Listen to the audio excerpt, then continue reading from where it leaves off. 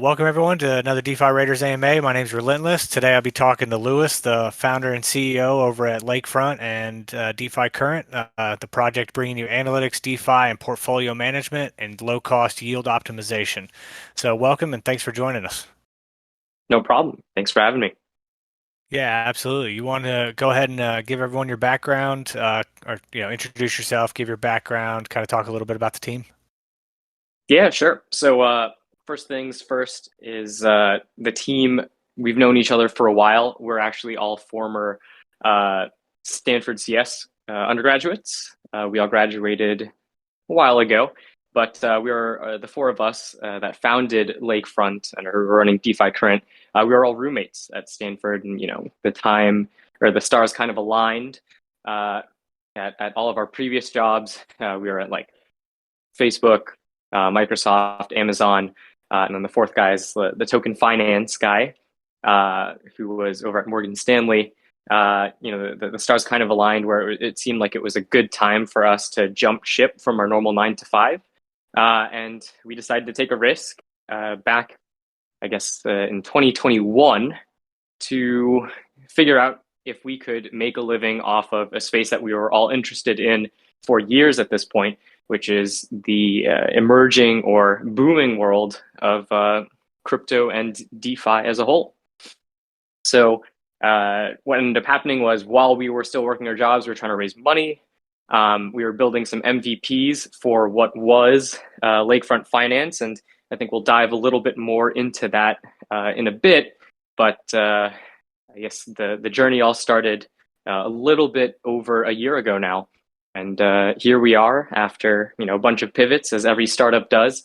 But we're hoping to, as the intro said, bring a lot of change within DeFi and crypto as a whole in terms of accessibility and getting people to actually make use of the great functions and innovations that we believe decentralized finance is bringing.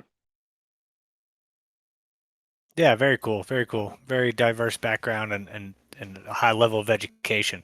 So that's pretty impressive. It's better than my liberal arts degree from Armstrong State University. I'll tell you that. I mean, But we're on the same stage right now, so didn't really matter, does it?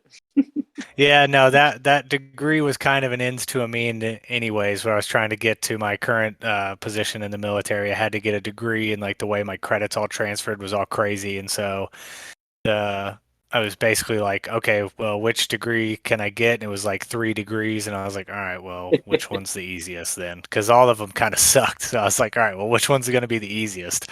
And so I just took that so I could chill for a little while. Um, but Sounds yeah, like the best decision you yeah, had at the time. it was, and I'm really glad I did it. I learned a bunch of weird stuff like Latin American history since 1850. I don't remember much of it, but like a bunch of different classes. But it was pretty cool, honestly, to get kind of a wide scope of subjects and over the course of a couple years. Not a lot I can do with it right now, so obviously got to get a different one if I want to use it later. But I enjoyed the experience, so either For way. sure.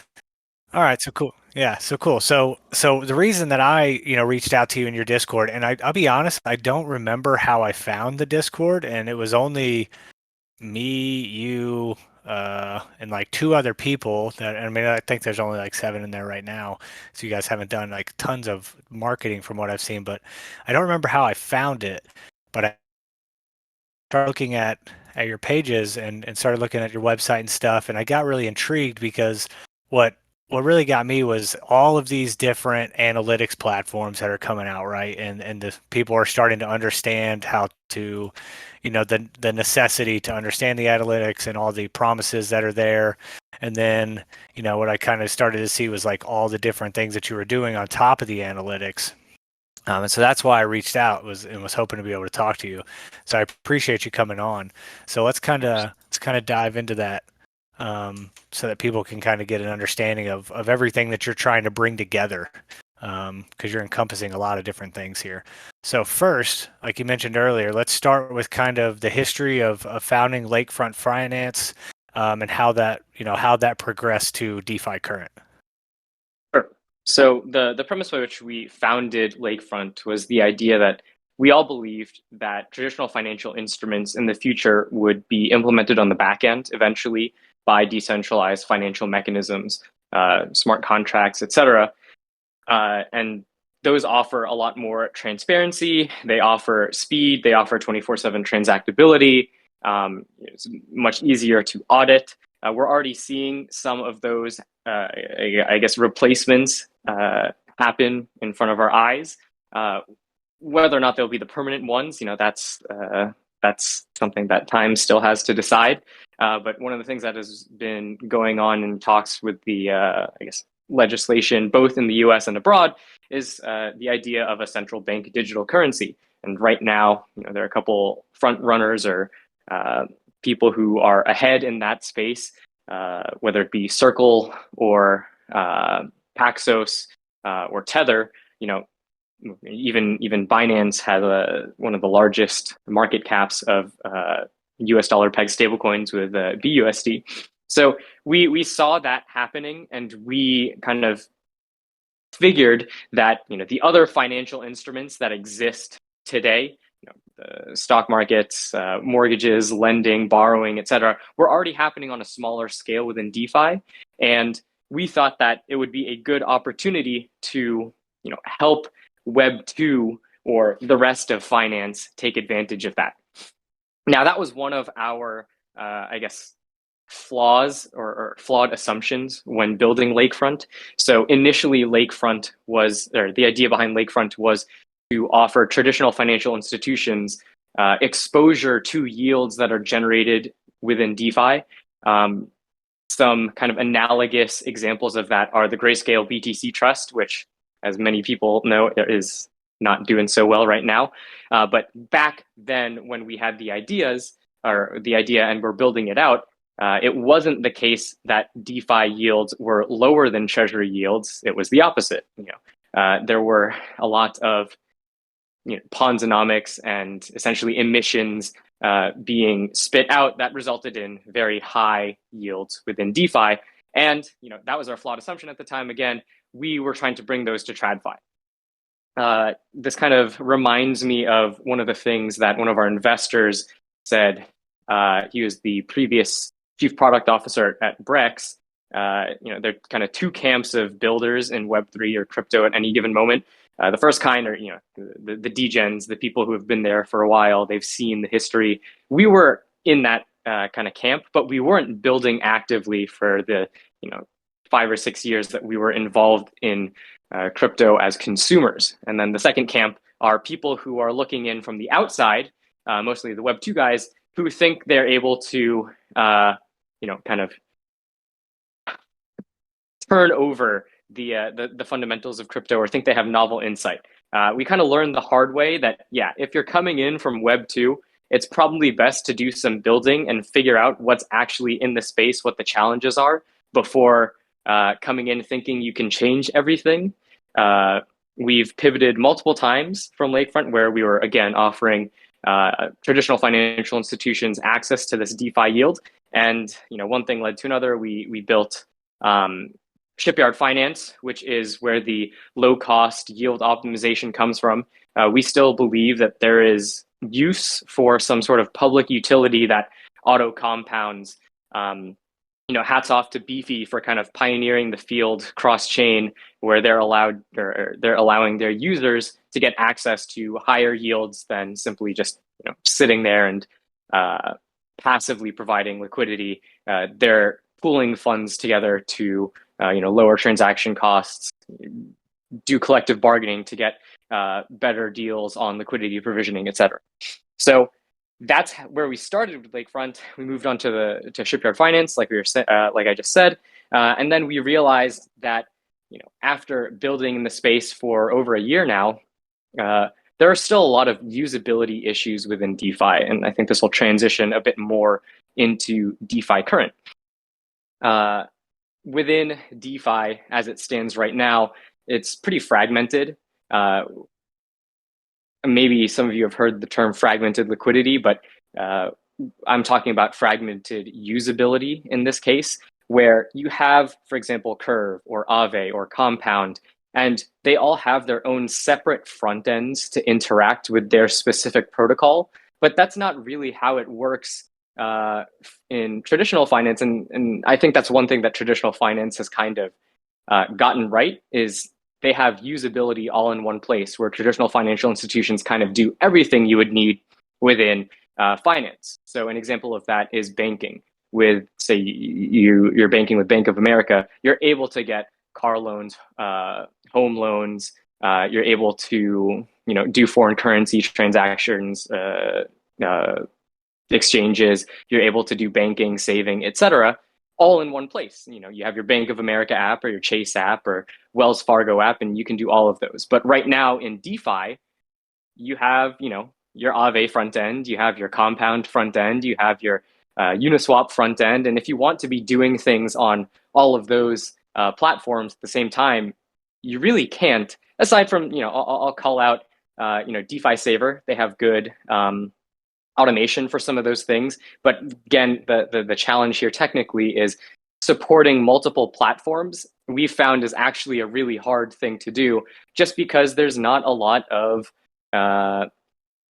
standards in terms of developing these protocols.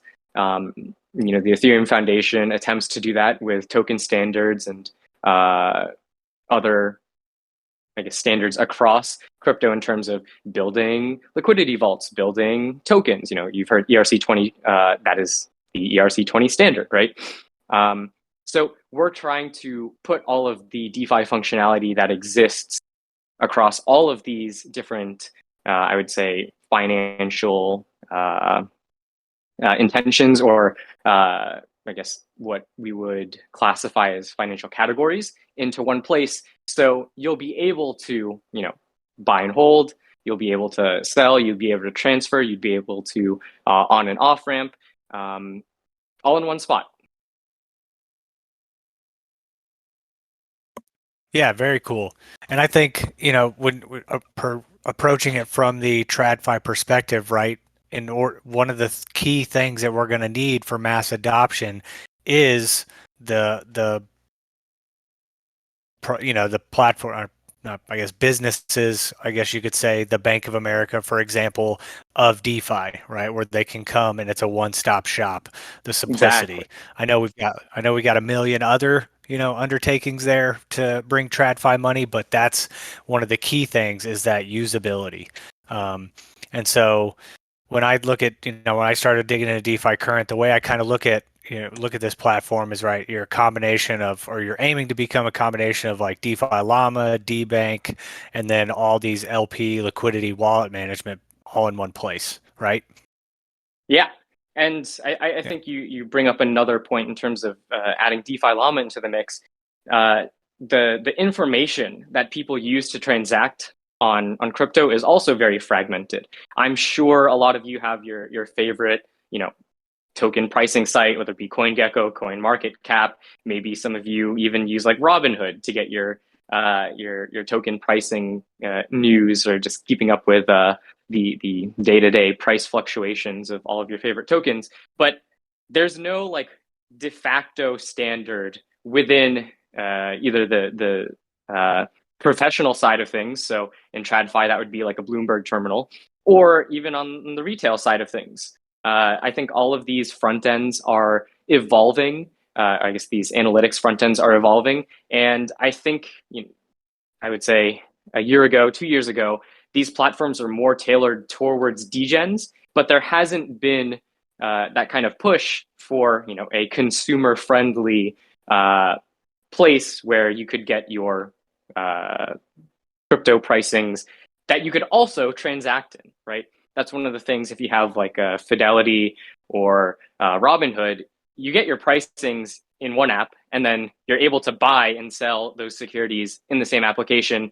the same view, etc. And that really doesn't exist in a kind of widespread or widely accepted place right now. And that's the niche we're trying to carve out for ourselves, is being able to have the data that you want to transact upon, and also the functionality or the ability to transact upon that in the same place. Yeah, super cool, super cool. So, I mean, this, huge task, right? What you're trying to do. So, what are like the initial kind of challenges that you're facing currently, compared to kind of break people away from obviously DeFi Llama, phenomenal tool. Obviously, DBank, because you've got we'll talk a little bit about like the wallet and portfolio management and stuff that you got. What are the kind challenges that you guys are facing as you try to build all these different parts of your ecosystem and then bring them together? Yeah. So I think I alluded to earlier, just fragmented data sources. There's no standard in terms of uh, what format should you send on-chain data in. Like, there's no standard wrapper for transaction data. Um, Getting data from all of these different places. So you'd mentioned DeFi Llama. That's definitely a place where it's not even standardized on its own platform. I'm not taking shot and like I'm really great friends with the llamas over there, but uh, the way that their data collection is implemented, it's kind of community driven, which is great. It allows for scalability. It allows for changes to be public, transparent, etc. If anyone's not familiar, the way that they collect their TVL and yield data is initially they wrote what was called adapters, which were ways for the DeFi Llama server to query specific smart contracts, and it would give them the context to be able to, make sense of the on-chain data that Uniswap has X or Y TVL. SushiSwap has X or Y TVL. They would manually go in, identify the contracts, identify the assets, and essentially label them as like, this is this protocol's TVL, this is that protocol's TVL. As they got more traction, DeFi Llama, instead of doing it themselves, protocols were incentivized to go ahead and add their own adapters. I know DBank has a similar process with adapters, and I think that's one of the kind of paradigms that has evolved in terms of how is data being collected right now. It's kind of given by the teams themselves. Like if you wanted the DeFi Llama visibility, you as a team would go and write your own adapter, say like, hey, DeFi Llama, this is how much TVL we have, this is how much yield our vaults offer, and it would get visible, or I guess it would then get visibility on the site, and that could potentially drive traffic to your product. That challenge is something that is still ongoing when it comes to other kind of less mainstream data sources. So if you have a new protocol, for example, right, you would need to reach out and onboard their data yourself. But aside from, that's kind of a developer growing pain. I think there's still a lot of challenges in terms of UX.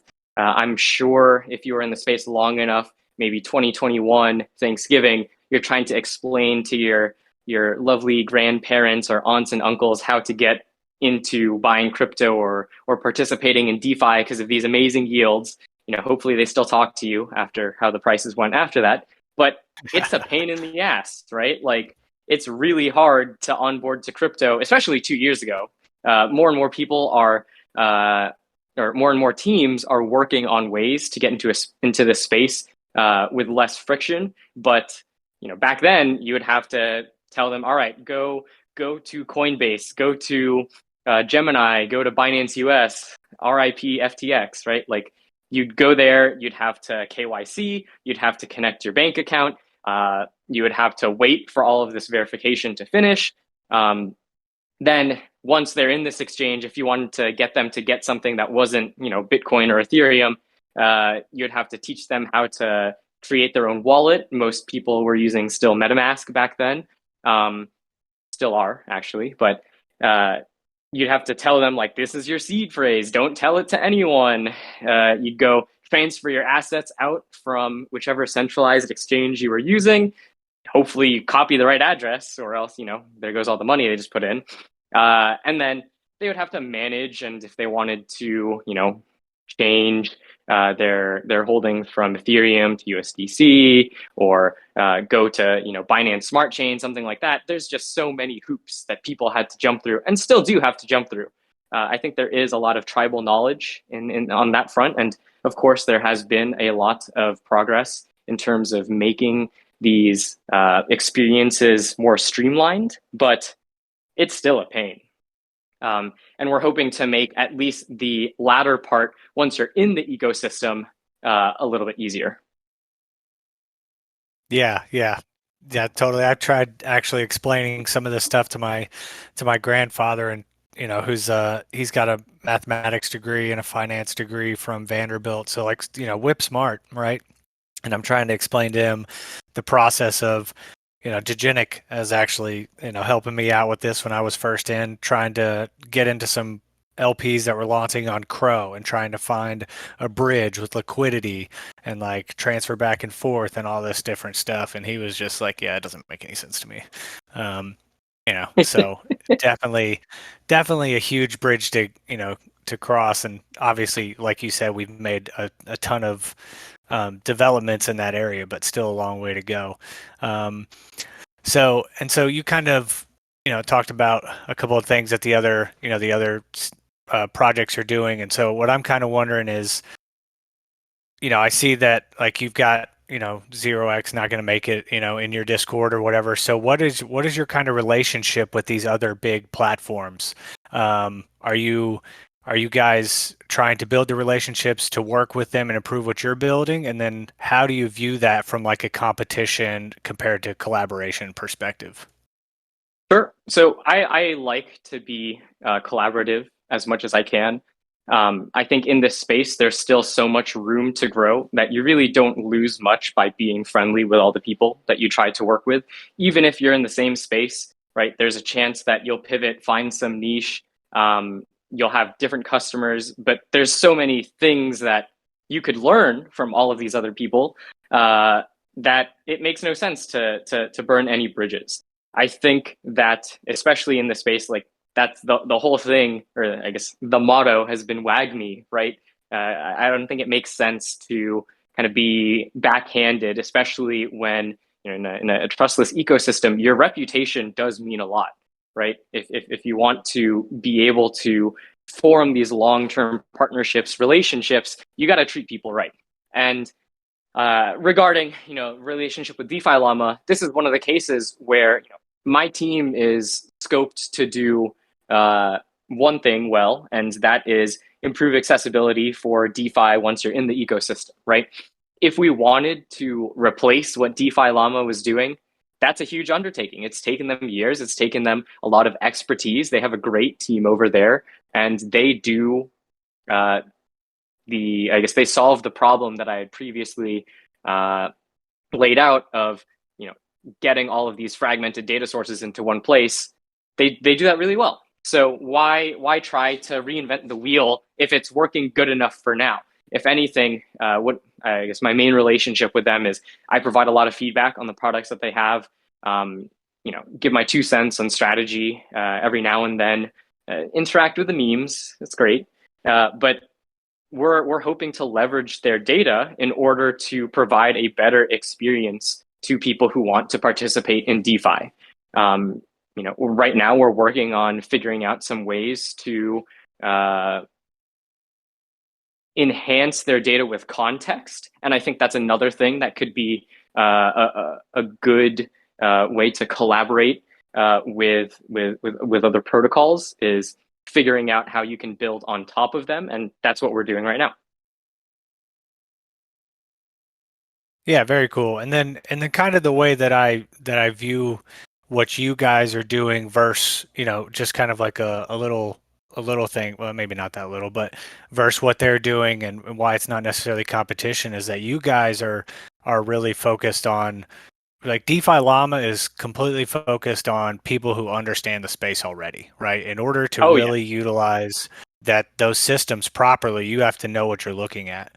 Whereas you guys are trying to bring the TradFi, community to DeFi. So it's not, from my perspective, it's not so much like doesn't so much become a competition thing with kind of, yes, you're trying to also, appeal to the crypto native community, but you guys are trying to do things in a way that brings the TradFi community. So it's like kind of a perfect little way that you guys can work together because you're almost appealing to two different, sides of the spectrum, and then Yeah, able to meet and in the I middle think at the same time. piggybacking off of that, timing is everything with these things. If DeFi Llama didn't exist, right, that would be a problem that I would try to tackle. But thankfully, the space has matured over the last 2 or so years to allow for these more mature data sources and analytics projects to kind of to thrive, within the context of the DeFi community that exists today. And everyone is building on the shoulders of someone else, right? Like they've had a lot of lessons learned, they've gone through a lot of trouble to get to where they are, and we're able to talk to a lot of these people who have been building for that span of time. And because they've been building for that long, there's a little bit more infrastructure that's there that would be able to that teams like us at DeFi Current are able to use to build products that are like N+1, the next experience for people. And maybe we're too early, and traditional finance and retail investors aren't ready for this. But we think there are a couple of markets where a tool like DeFi Current could really be successful. One of those being emerging markets, or markets without access to traditional US-based financial institutions, systems, and products. When you're thinking about countries around the world who are living in mostly poverty, one of the reasons why it's so hard for them to break out of that cycle is because their national currencies keep getting wrecked by incompetence, mismanagement, things out of their control, geopolitical events, etc. Whereas the United States financial system, with the US dollar being the de facto reserve currency of the world, is a little bit more stable. You can have stable yields that won't blow up due to some sort of political conflict. And if it does blow up, that means everything else is kind of burning as well. So emerging markets such as Africa, Southeast Asia, some parts of Europe, they're really enjoying access to certain things that Americans take for granted, like traditional treasury yields, or access to just currency like US dollar currencies through crypto. Things like remittances, money transmission around the world are already benefiting from innovations in crypto. I know Circle, one of the people that we work with, are providing remittance services. And for those of you who don't know, remittances are essentially when you go and work abroad, or you have a family in another country, you're going ahead and paying them, or you're sending money back to them, because doing work in, say, the US just provides so much more spending power than working in the Philippines. Sometimes it makes sense to have a family member work in the US, work abroad, and just send back money to the Philippines because the currency is so strong. And as it stands now, a lot of remittance companies gouge the crap out of these people for trying to provide a better life for their families back home, whereas the transaction fees in crypto are relatively small compared to those. So it's good to see the innovation of these traditional financial instruments actually being implemented on the back end with DeFi, in the case of like US dollar stablecoins, allowing people around the world to have access, or more access to US based financial instruments and systems.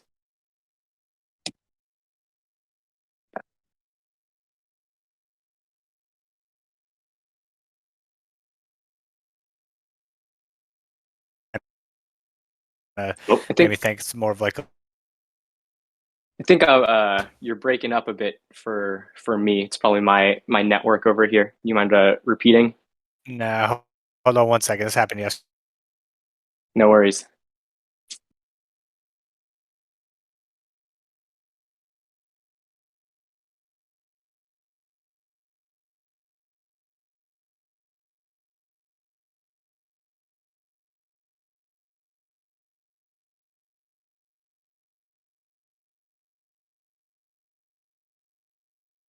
Okay, how's that? Hello? Cut in for a second there. All right. How about now? Yep, I can hear you. Yeah, my I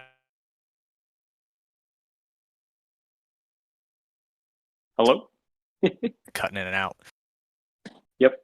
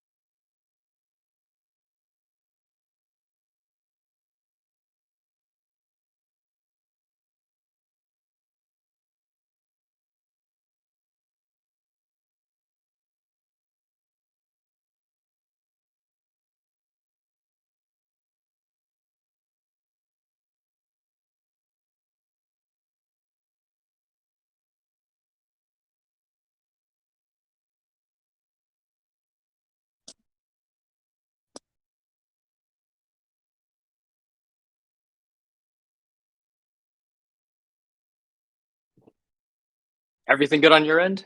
Still bit quiet here.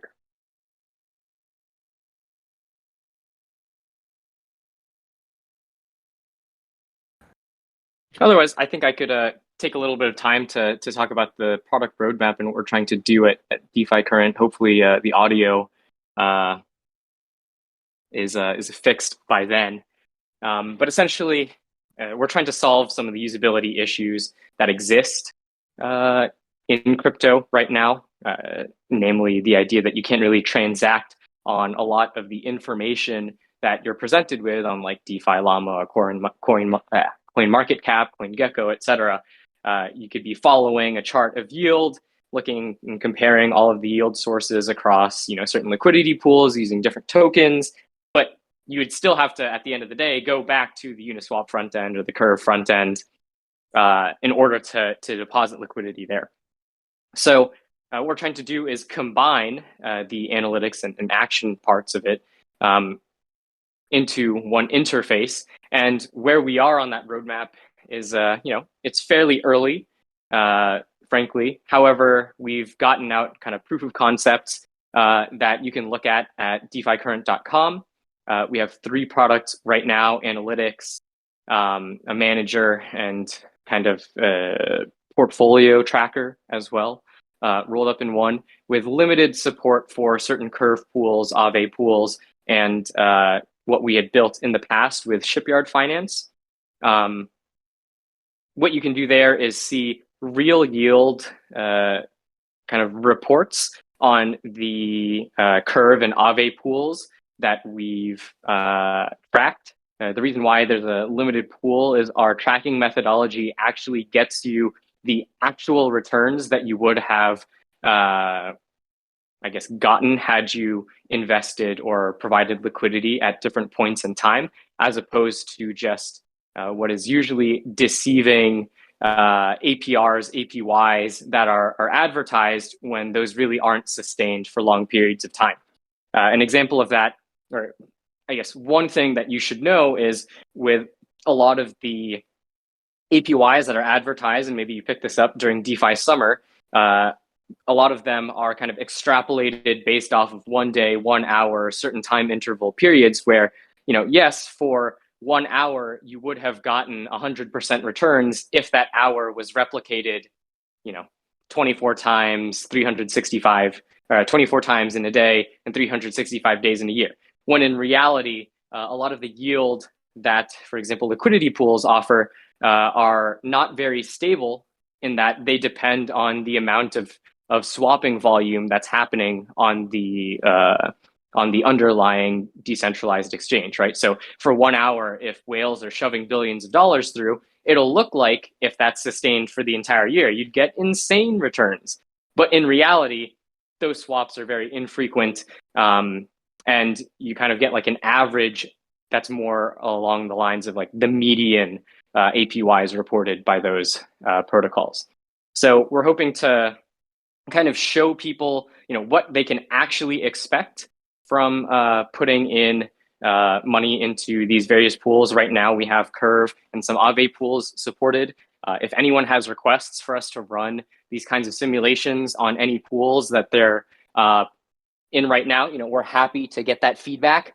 But at this point in time, we're focused on overhauling the entire experience to kind of unify both the front end and figure out where we want to invest in extending the functionality between the DeFi manager, the analytics capabilities, and kind of supporting other data sources. So right now we're trying to integrate DeFi Llama and CoinMarketCap data.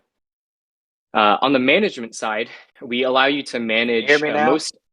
Oh, yep. All right, there we are. There you go. I had to switch just to my phone, and something's going on with my Wi-Fi, so I had to switch to my phone. No worries. Yeah, so I appreciate you continuing and not allowing a huge breaking in conversation. Very cool on the analytics. I just want to ask one kind of question. Of course. What are you guys looking at as far? I know you're currently busy with overhaul. You've got the curve and other things on that. What is your end state as far as like expansion to the type of analytics and stuff that, or the breadth of analytics that you guys will offer outside of like Curve and Aave?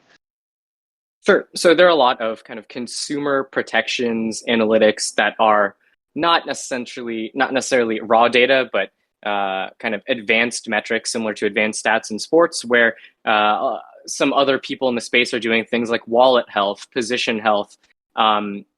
There are a lot of kind of subjective health indicators for certain protocols. So, for example, when you go to your Fidelity app with stocks, there will be some kind of like very easy to interface or use like green, red, like this is good, you should buy, you should hold, sell, whatever. These rates are stable. We're trying to get some more advanced analytics for DeFi. So building on top of the DeFi Llama data, for example, interpreting some of that data. Right now, they already do that straight on their site. They have like positive, stable, negative outlooks for their yield sources, just so people kind of understand some of those. But I think there might be some other things that you can crunch some numbers and get interesting health metrics for all of these yield sources as well.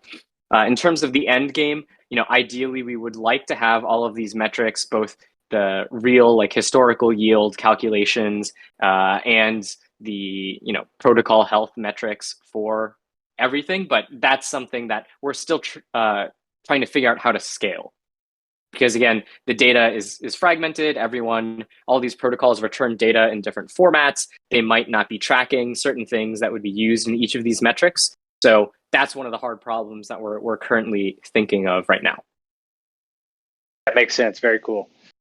Yeah, so the long road ahead, but I mean, you're tackling a major issue, like you brought up earlier, with just the fragmentation of everything. So it's not like every other system has been built and you can already bring it together. There are some systems built that are still fragmented, so that's like still a major issue to work through. So yeah, but super cool, and I am excited to see what else you guys kind of do. I know you guys are, like you said, you're doing overhaul and you got a lot of work going, but I'm pretty excited to see kind of what you guys are able to develop this into, especially on the analytics side. When you think about the dunes that are launching and all these other things, and then just what you guys are going to be able to offer, I think is going to be pretty cool. So you're about to launch into the portfolio management. If you just want to go ahead and kind of give an overview of how that's going to work, how people are, what people are going to be able to see from that. Sure. So this portfolio management capabilities, we're trying to hit parity again with the traditional financial institutions. Right now, as sad as the FTX situation was, if anyone's ever used FTX US or FTX, they really did have a good kind of trading setup where you're able to make,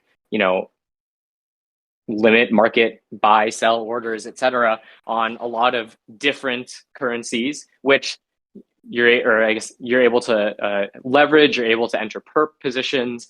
That doesn't really exist all in one place. And I know there are other people who are trying to tackle like a SEX, like a centralized exchange experience through a decentralized exchange. But right now, the pieces are still coming together. There are protocols like Gearbox Protocol, which allow you to have composable leverage across the other platforms in DeFi. But that's kind of like a tool that is in some places integrated with the supported protocols, but in others is not. And I think being able to put, Aave and Compound right next to each other so people know, like, hey, these are the rates that you could get. You can choose which one you want to supply liquidity to. And then if you want, you can also leverage that, right? Those are the types of functionality that we think a DeFi manager should have. We know DeFi Saver does a lot of this, but one of the things that we found, and for good reason, is they don't support a lot of protocols. I think they're still sub 20 protocols supported, and they're doing good work. But right now, we're trying to figure out a way to scale like the protocol integration. Or I guess to scale protocol integration into a DeFi manager using some stuff like machine learning, interacting directly with smart contracts to develop front ends based on like the parameters that they accept, for example, programmatically or automatically using best guesses through machine learning. But there's a lot to be done there. While we're starting to bootstrap, which we have done with like the Curve Manager, we're still a ways away from being able to essentially spin up a front end for any of these DeFi protocols in a non-painful way. Teams currently work tons of hours to come up with front end implementations. One of the things that I point to often is the Curve front end, where back in the day, like a couple of months ago, they had the original Curve front end, which was very retro, and then it took them, years to come up with their new Curve front end, and that's just Curve, right? There is a lot to be done when you're trying to integrate multiple DeFi protocols with different interfaces, different smart contract structure into one place. And again, you're trying to do this all safely, protecting consumers, making sure that there's no chinks in your own armor that would expose your users unnecessarily. So that's the direction we're headed with the management side. And again, there's some smaller, like traditional financial integrations that we would need. For example, on and off ramping. We're seeing some of the larger DeFi platforms right now have the option to, purchase with US dollars and then immediately deposit into like a liquidity pool. But again, those are just kind of cherry picked DeFi protocols and not something that's available for the, I guess, ecosystem as a whole. Yeah, definitely. And I think I'm kind of excited about the. It sounds like what you're trying to do in a way is make a simplified portfolio manager that's easy to understand and easy to use. But that is also all encompassing. So a lot of information and a lot of data, but simple and easy. Right. Which I think is kind of somewhat lacking. Like there are good portfolio managers where you can view your stuff to an extent, but not kind of at the scope that you're talking about, or definitely not as easy to use within the scope that you're talking about. For sure. Like people like DBank are doing a good job of integrating portfolios, but again, that's just for the viewing portion of portfolios, right? You can't necessarily, I know Zapper, you used to be able to actually, deposit liquidity, et cetera. But again, I think they removed that functionality because it wasn't scalable. And right now we're trying to figure out a scalable way to either add context to smart contracts or auto-generate front ends that would allow people to interact with all of these protocols in one place. Yeah, and that would be, I personally would love that. If I don't have to go to 12 different, each different page to manage my liquidity here, I can view it all in one place, but I would love that, to be able to see all my different, positions in one page and be able to manage it from one page as well.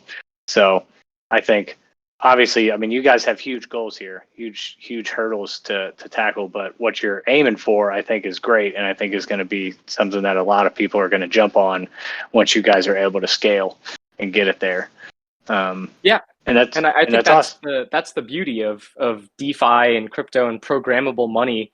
Essentially, is it it might not make sense of how you get to this end goal, but for example, all DeFi protocols they have a standard interface. You know, it's the smart contracts that they operate off of, and those smart contracts are generally immutable. You know, gonna kind of ignore proxy contracts and that kind of paradigm, but they all have, you know, a very high knowledge barrier way to interact with them. You know, I'm not sure if anyone's ever gone into Etherscan, looked at a smart contract. Like, you are able to just call these functions arbitrarily, but providing context to both the functionality of all of these smart contracts, the tokens they interact with, and then all of the, you know, wallets or addresses that interact with those tokens in the ecosystem is one thing that we're trying to pull together, which, as you said, is a massive undertaking, but we're taking steps,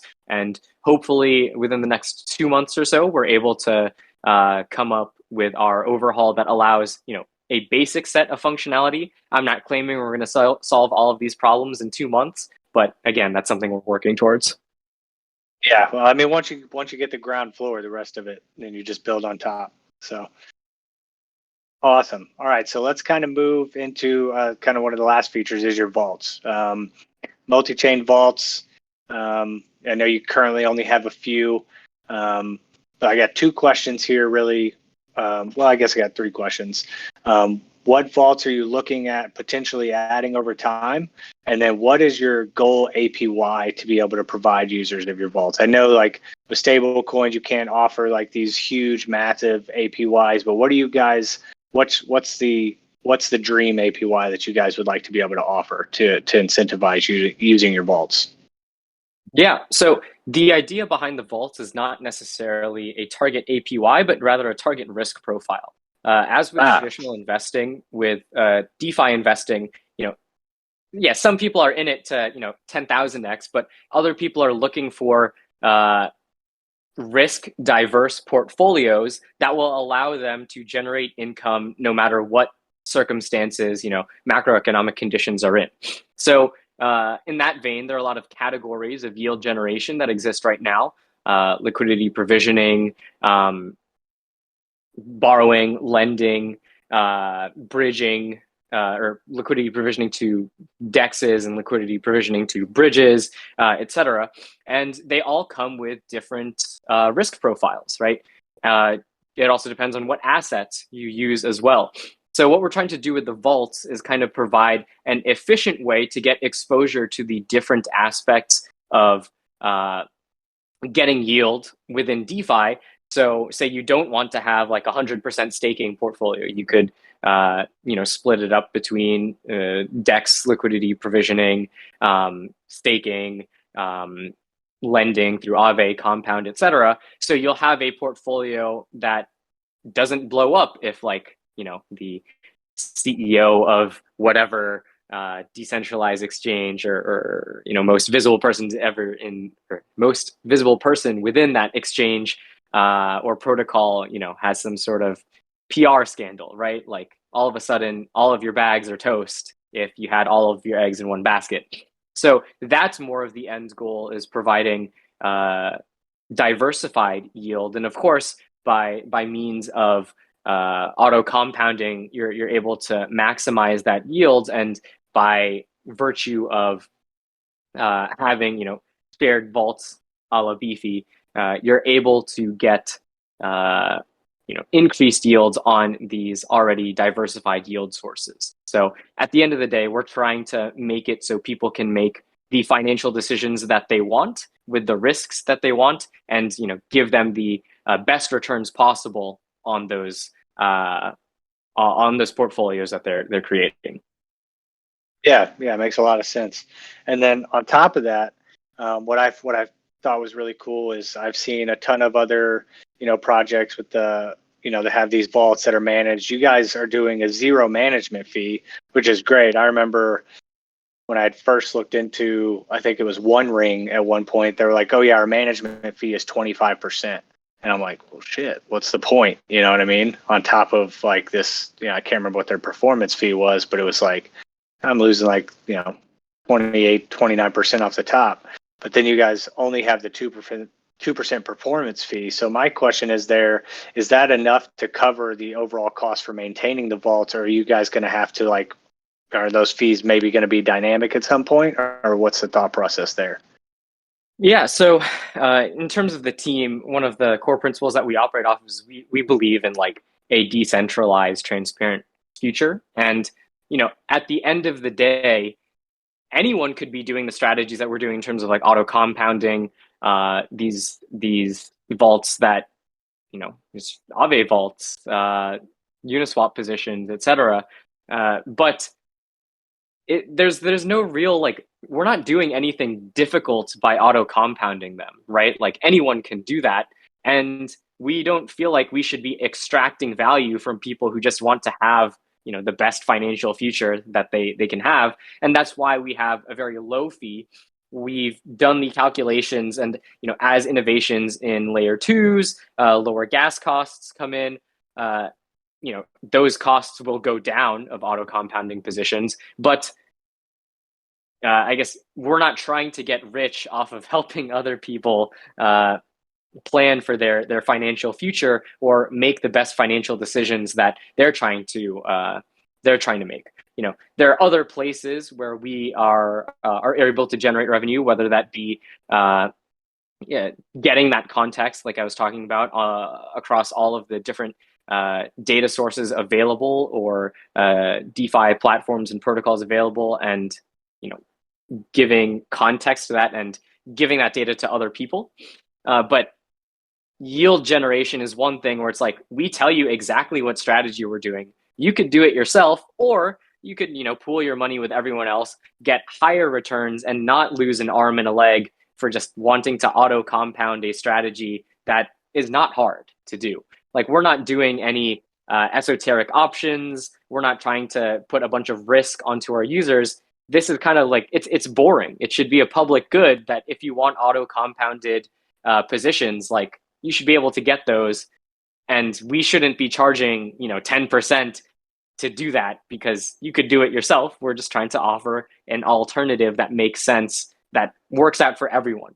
Hopefully that 2% fee doesn't result in lower returns than doing it normally, or doing it yourself. For large large positions, maybe that would be the case. But again, we're building these vaults in mind for like the person who wants to put in $5, $10, $100 into these vaults and be able to get the benefits of auto compounding without spending $100 auto compounding. Does that make sense?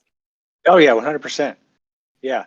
And then also within that, it just kind of came to mind is what are you guys looking at trying to do as far as maximizing your reach for that liquidity, right? Because you see, when we talk about like the fragmentation of liquidity, right, you see some projects that are working towards having that one big pool that comes from all these different places and bringing that together. So what are you guys working on as far as that goes?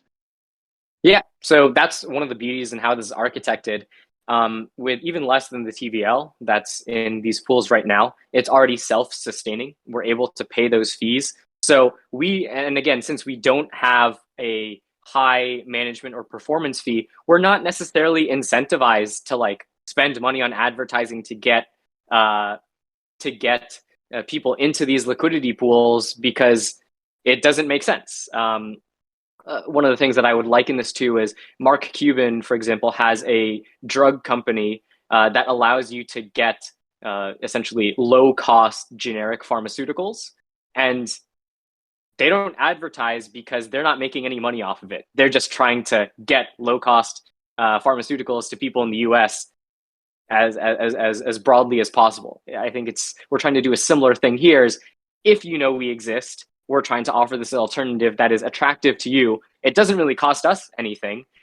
You have a lot to gain, but we're also not charging you for it. So again, we're trying to build a public good, and with a lot of public goods, it's not like we're a government ourselves. We don't have a marketing budget to get that out there, or else we'd be running a loss and we would have to charge fees. But we're hoping that by offering these kinds of vaults to users on DeFi Current that, they're kind of here for the other stuff, and why not just get the yields that, they get the analytics for, they're about to enter a position themselves anyway. Why not offer this thing? If we build it one time, it's just there, Yeah, 100%.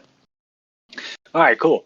I appreciate all the breakdown and deep dive on everything. We'll just got a couple more things, and then we'll kind of wrap this up. Let's talk about your roadmap. What are you guys focused on in the near term as far as your roadmap, and then what are you guys looking forward to? I know you said you got a couple things coming in the next couple of months, but where are you guys kind of standing, and where are you going? Yeah, so right now we have kind of our proof of concept analytics, proof of concept manager, and portfolio tracker on DeFiCurrent.com.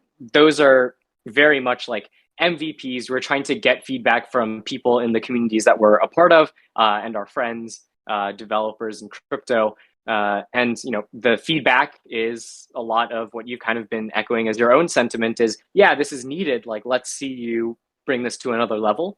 So we've been working a lot with design, and we've actually onboarded another front-end engineer, a designer in the past week or so in order to execute on that vision. So we're hoping within 2 months we can have a better kind of seamless integrated experience that'll allow people to view tokens, DeFi protocols, and interact with them.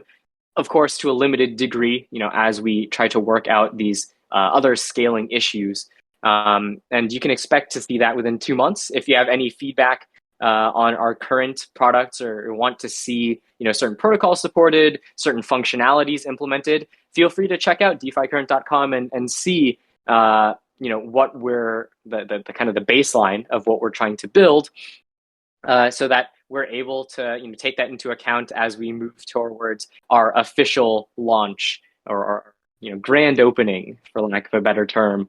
We don't really have a token because we're not trying to profit off of speculative traders, but we are trying to build essentially things that are useful for people, that they would want to use. And there are other ways that we can make money that aren't buying or like that aren't ripping off consumers. The data that we're aggregating, again, like we said, is a very hard problem within the crypto development community as a whole. We've already found some success for people who want to partner to get some of the data in the formats that we've put it in. So we're hoping to partner with more communities to integrate, spread the word, etc., over the next few months, weeks. And we're also trying to get community feedback. So past that initial launch, we can have a better idea of what people want next in terms of what we're planning past that initial launch.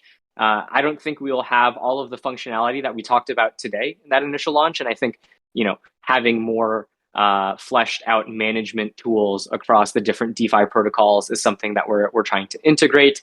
Again, the kind of AI-assisted UI generation for a lot of these smart contracts is something that we're working on. We're hoping to have done, especially with a lot of these kind of research-oriented projects. It's hard to give a date or timeline, but again, since we have no token, we're kind of only we're kind of only at the whim, or I guess at the mercy of our customers and our investors. So we don't have like shareholders in the form of a token to please.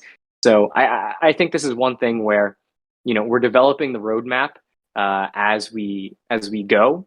And I think that's okay for us because we're trying to provide a public good as opposed to just make a bunch of people rich, if that makes sense. Yeah, 100%. Makes a lot of sense. And so with that, what have you talked about partnerships, and so it's kind of a two-part question. What are you guys doing as far as partnerships, whatever you can or can't talk about? And then also, what kind of interest have you seen in what you're building from the TradFi side of things?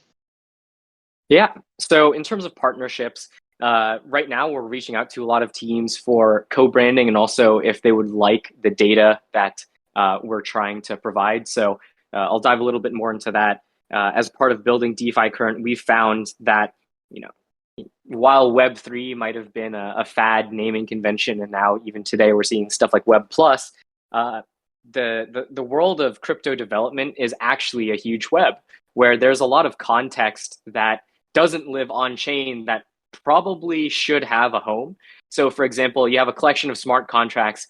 We outside of crypto know they belong to, say, like Curve Finance or Uniswap or whatever.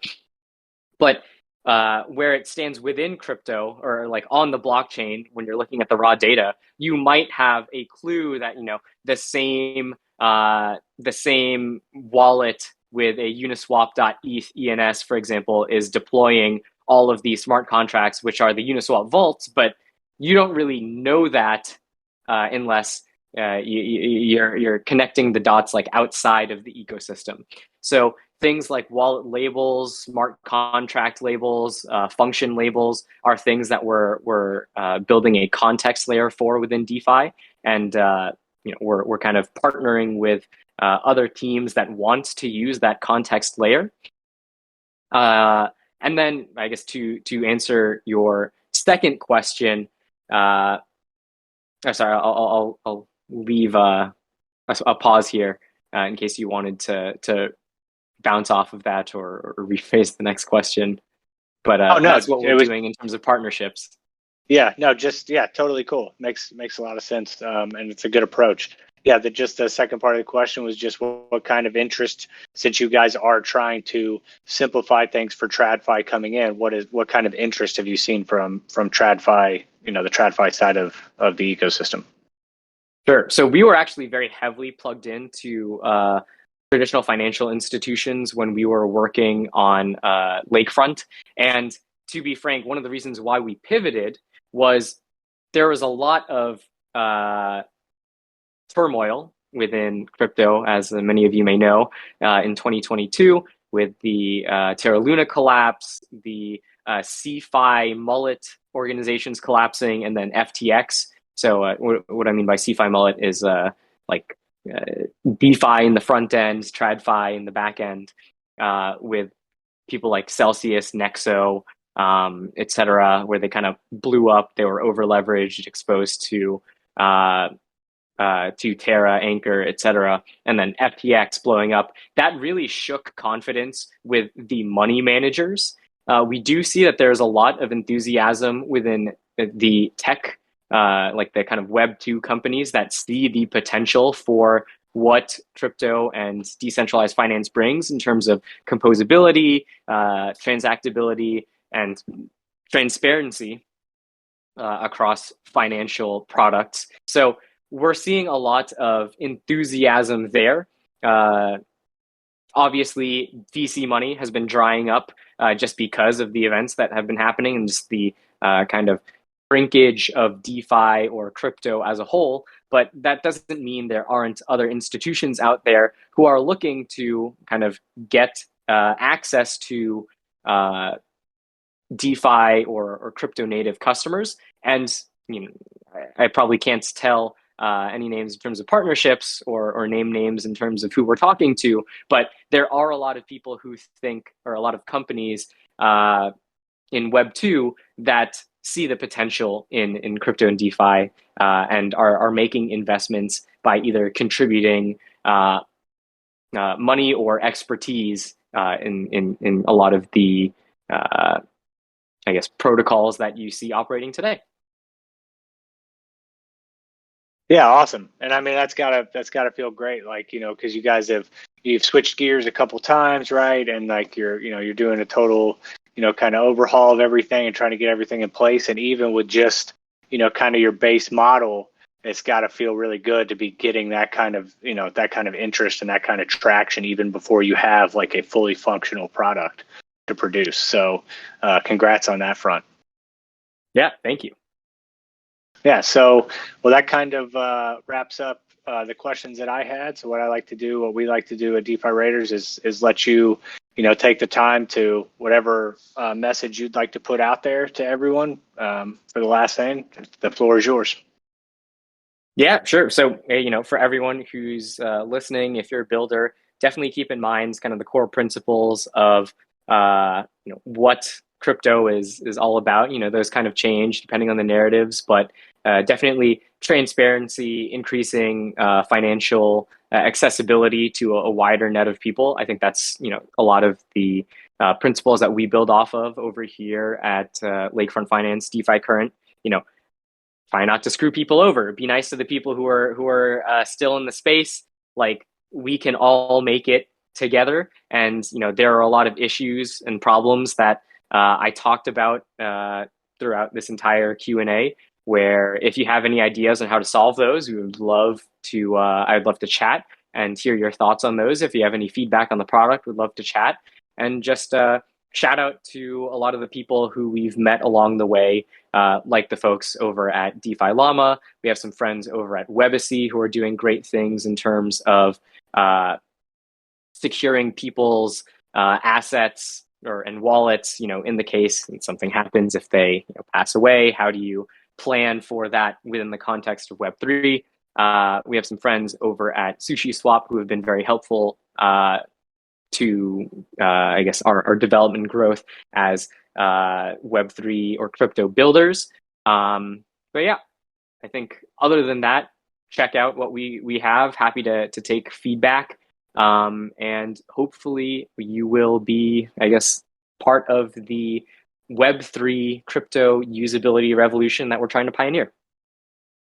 Yeah, very cool. And thanks so much, Lewis, for your time and for being willing to spend it with us and coming on here and talk about your project.